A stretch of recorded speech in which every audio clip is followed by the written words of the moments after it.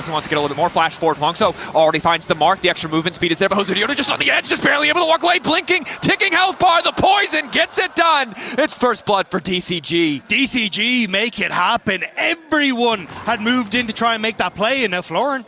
Morgan forcing that flash there. And also now they're pinging on towards YEON. He's a little overextended in that bot lane. He still has no flash. YEON looks like he's going to be able to walk away. Pop9. No wave here to force the tower dive. It would take a lot of time. And remember that DCG spent an immense amount of time setting up that play. They did get patched. Yeah. We've seen good early games from DCG. It's that transition into the later stages that we're still waiting for. Yeah, I do think, though, this is a much stronger showing, though, because yesterday you could kind of see in game one, even though SHIAUC was on the Camille, it was a slow start. Wasn't really a huge amount happening, weren't really roaming. This time, though, they're already getting incredibly active in this early stage and maybe looking for more. Pop9 going in, instantaneous Cataclysm. Backstep from YEON does not work out for him because now Fungus is going to be able to grab the kill. DCG continuing to show that level of aggression on the bottom side of the map, and Core slightly ahead of SHIAUC on the roam, but neither side is level 6. Smite from Pop9 does not work out. Immediate Q3 means that they're going to get a bit more CC. Lock up onto QUID, but he's stealth. He's fine. Cosmic Binding connects. Excellent ult! Follow-up is there, but now the ONER Horde has been blown and they're trying to salvage something out of the play. QUID running for his life. No one could follow up. The equalizer is there, but JOSEDEODO still had access to the Crescent Guard, so buys himself an extra second, but will drop in the end. A little bit of a bloodbath on the top side of the map. Yeah, Morgan went for a heavy trade in that top line as everything was kicking off, so managed to force FLAUREN back, which meant he could get to the fight faster. Both junglers go down. From the cast, yeah, that's what a little lead looks like, as Morgan is now in trouble with FLAUREN knocked up. Wind becomes lightning. Follow-up is there. Crescent Guard to knock back Pop9 is big. Now they're caught in the Thunderdome. JOSEDEODO versus Pop9. Neither one has finished that first item, but it's double buffs to Jose, but a massive health discrepancy. A little bit more healing coming in off the passive. Dragon Strike hits. Jose able to walk it off. 1-for-1 on the top side. HONGSUO on the way in. QUID trying to walk away. Pop9 flash in. Auto. That's completely psycho. He's going to go for the 1-for-1. You got to respect it. But now on the bottom lane, as Fungu's in trouble. The barrier not enough. Core coming in with the magical journey, finding the CC and picking up the kill. Great binding from COREJJ onto that minion to actually set up for YEON there. So they do manage to get something back on the bottom side, and COREJJ continue to keep SHIAUC off this bot turret so they can get a few more plates. The TP on the bottom lane, the play is absolutely not done. Core, how much longer on the cooldown? It is available in time. FLAUREN forced to walk away. What is happening? This game is nuts. But the thing is, though, like, while DCG are playing a hell of a lot around this top side of the map, that bot lane is opening up a steady lead. So you can see here, Pop9 thinks he's got a moment to play, but JOSEDEODO does a good job reading this, covers to get one back on the end of this, and then it is the kill going across. JOSEDEODO then kind of has to back away because he ends up so low, but HONGSUO has a good roam here. But that's why I don't think Pop9 needed to go this aggressive. I think he was hoping for an auto with that passive would then be enough to kill. It's not, and he ends up falling down under the tower. But then in the bottom lane. 1-for-1, but yeah, this is the play, right? Nice little Cosmic Binding through the minion, really easy kill setup, but the action is not over, folks. We cannot run replays in this game. There's too much. COREJJ is in the pit for some reason. Ulti coming down. JOSEDEODO, this is his chance. The 50-50 Smite Steal, who's going to get in the end? It is JOSEDEODO. Pop9 a little bit off on the timing. ONER has been blown. 2 members. No, nobody going to be knocked up on the backside. All of DCG retreat.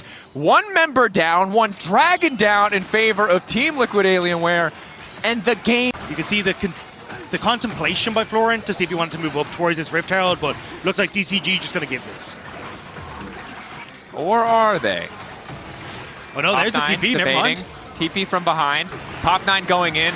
They will give it, but they might be looking for a fight afterwards. Nice equalizer across the top. Morgan in the midst of the pit. QUID immediately diving into the backline to try to play FENG out of the equation. Ulti coming in from Morgan is going to find the solo knockup onto Pop9. He'll get deleted before the fight really even kicks off.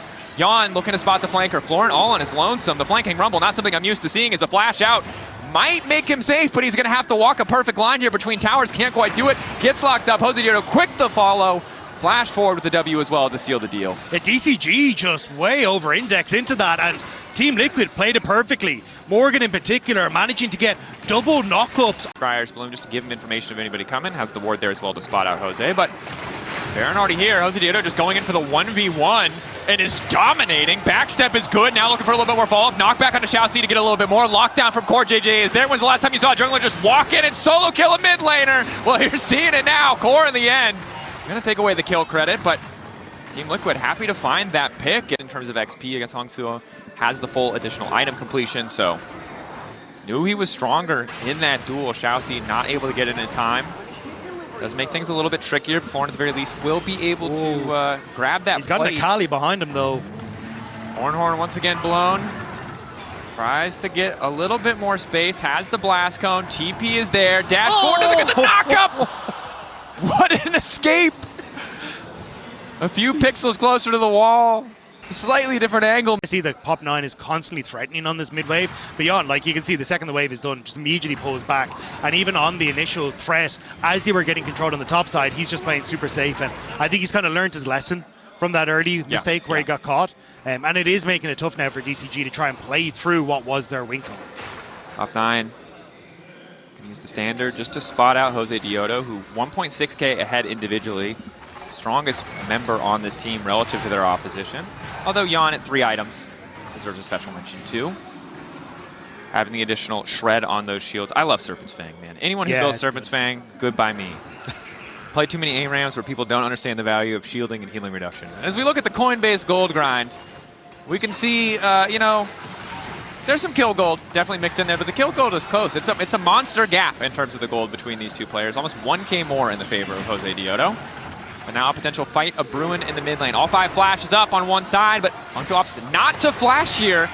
Ulti there, not really going to connect the stun.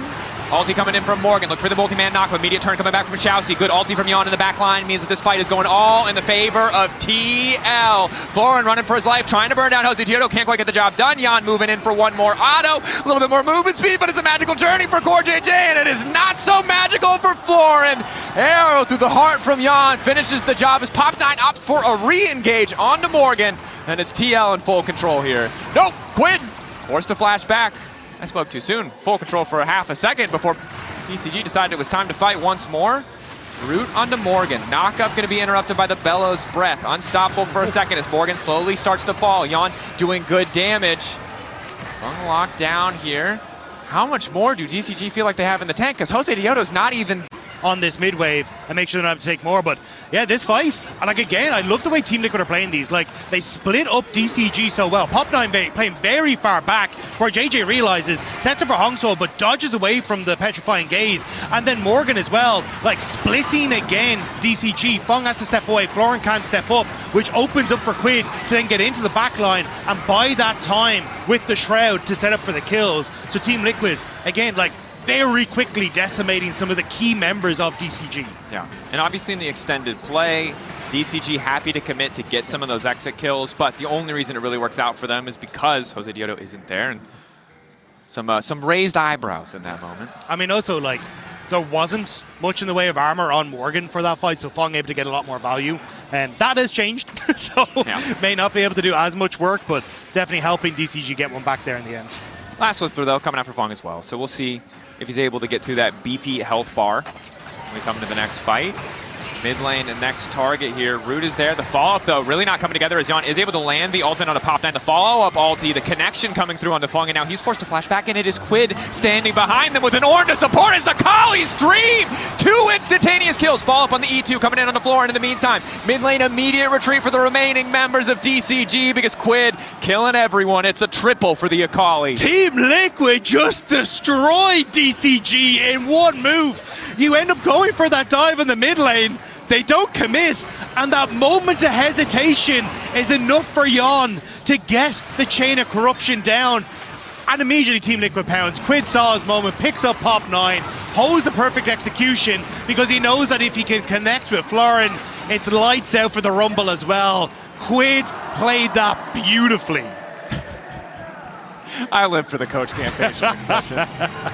That was the, oh, pretty good, I'll take it. Clap, clap, clap, clap, clap. That's my guess. Maybe we get an interview later, we can ask him.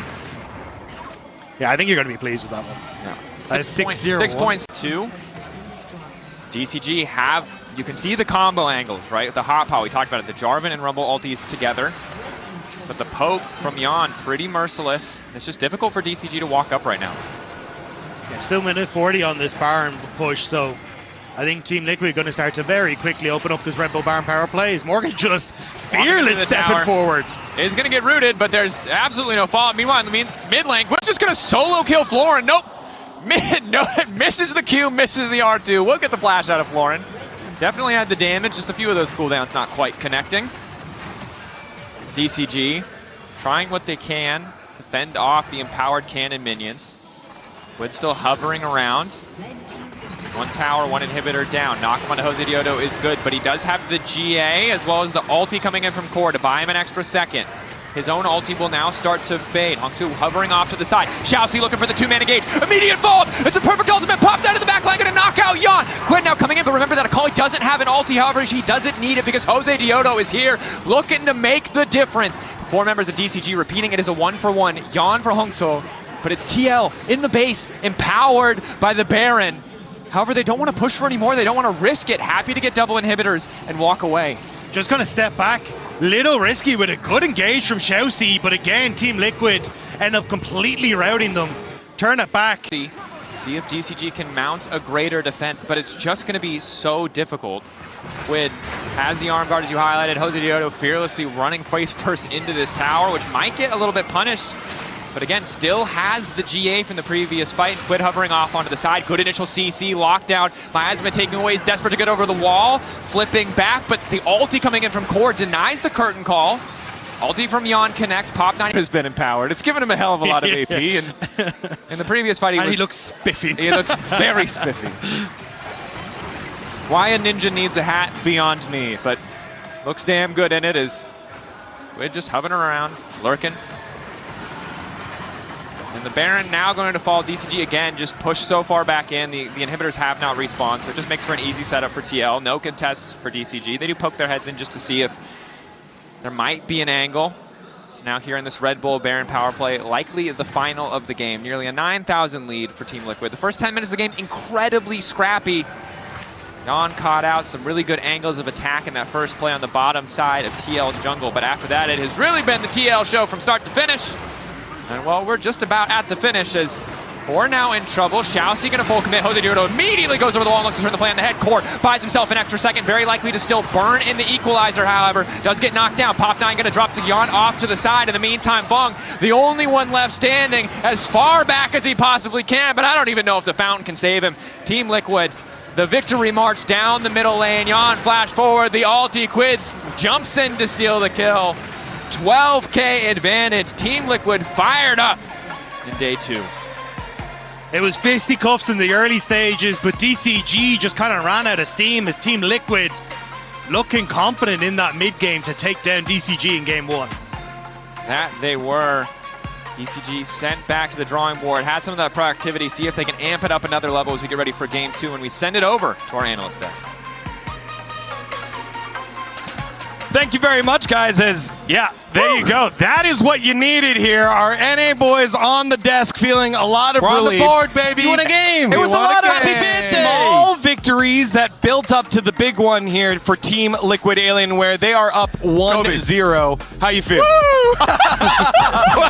Keeping the celebration. I feel way worse now that Raz is doing Raz. We're celebrating. Raz, control yourself. A hard-fought victory. Do they know it's a best of 5? I feel like they forgot. Yeah, it's a best of 5, guys. All right. I'm well aware.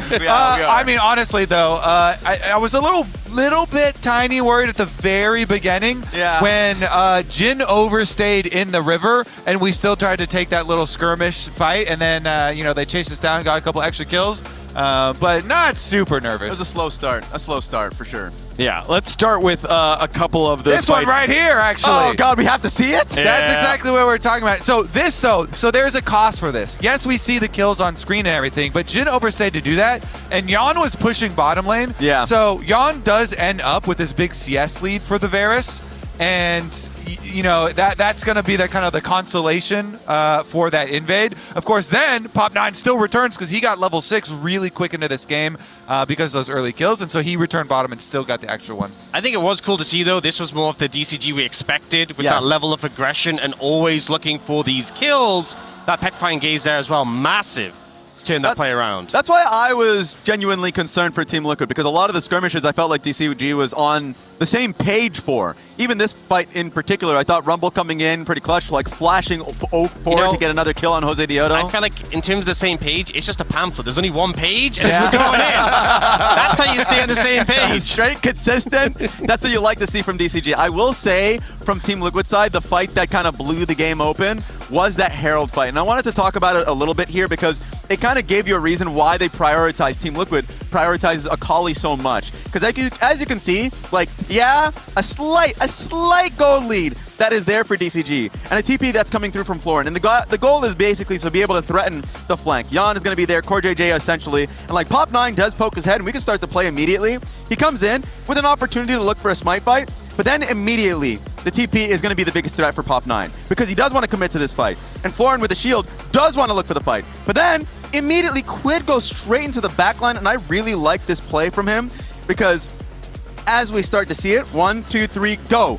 Suddenly, yes, XIAOXIANG initially tried to find an engage on JOSEDEODO, but then has to peel back for FENG. So like FENG, HONGSUO, now your goal is to try and keep them alive. So while they're trying to do this entirely, now Rumble backs away.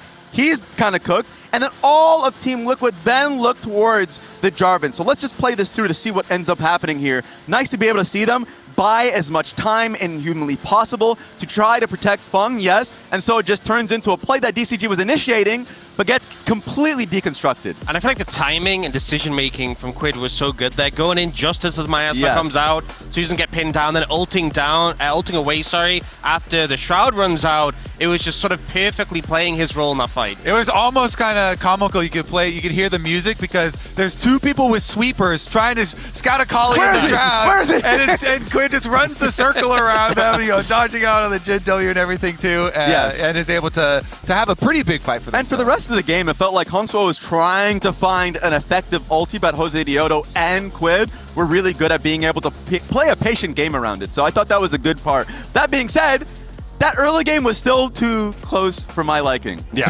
but it's good to know that, hey, JOSEDEODO, MVP candidate, able to pick up smites, and the 2024 LCS Spring MVP going back to that form with QUID popping off here on the Akali. They just didn't have a good answer for him when he comes in with the TP here. It was an overcommit, but the cleanup is so decisive. Yeah. And I feel like even though you have things like the Cassiopeia there with the miasma, we so often see Akali picked into it because the mobility, and if you're coming in on the flank, so hard to prepare for a pick with this many tools. Good news for DCG is that is QUID's best champion. True. And so he can't play it again.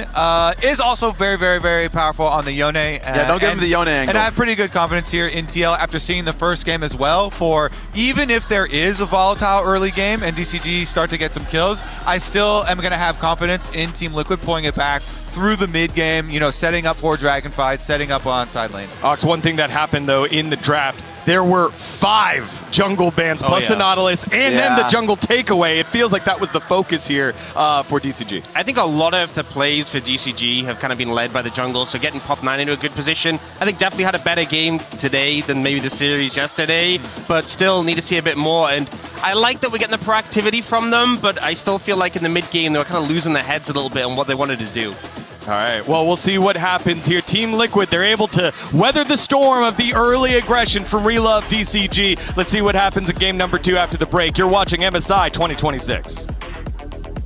Keep fighting, keep fighting, keep fighting. Send it anytime you do model. Anywhere is fine. Keep going. Flash quit. I will team. Nanti. Keep lumber. Lumber better.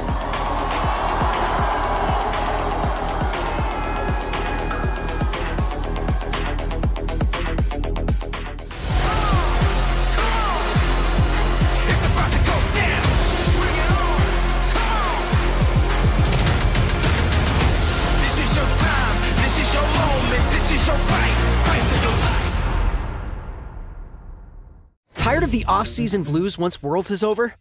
Fear not, because League of Legends is coming to the very first Esports Nations Cup, where players split from their clubs and compete for national pride. Will China test every limit imaginable? Will South Korea turn every game into a macro masterclass? Will EU and NA actually play in the correct lanes? The final event of the year is not to be missed. Esports Nations Cup 2026. See you in Riyadh.